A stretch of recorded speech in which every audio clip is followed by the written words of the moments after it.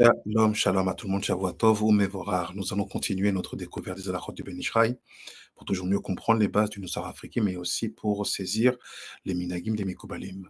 Nous sommes dans la parashat Balak où le Ben Ishraï accorde une large explication sur les origines et les raisons du minag de dire 100 bénédictions par jour, 100 brachot. Au-delà du fait que cette mitzvah est essentielle pour nous protéger du Aïn Hara, le mauvais œil, mais aussi pour apporter sécurité et fiabilité là où nous habitons, le Ben Ishraï nous donne une technique dans cette première halakha où il explique comment est-ce qu'on peut faire pour atteindre 100 bénédictions par jour. En considérant déjà les bénédictions du matin quand on se lève, on en fait 18. On rajoute à ces bénédictions les 3 amidotes qu'on fait le soir, le matin et l'après-midi. Ça fait 57 plus 18 et on continue. Il y a bien sûr les bénédictions liées au manger, à la nourriture, mais aussi au birkat Amazon, après avoir mangé, ou à la mériah, par exemple.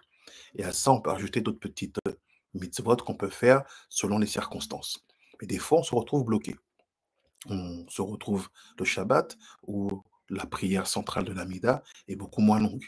Donc, il va nous manquer des bénédictions.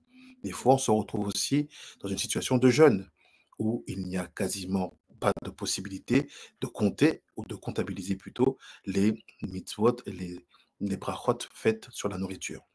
Donc, le Ben Ishraï nous parle du secret du Baruch ou Baruch Shemo. Amen. Ça veut dire quoi?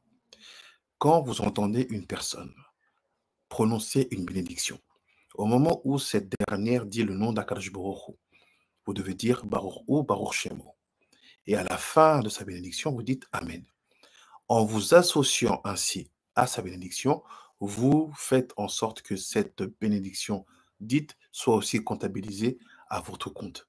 Et que les gens disent autour de vous, ce qui pousse aussi ceux qui disent des bénédictions avant de manger rapidement et en silence, à avoir plus de considération pour les autres.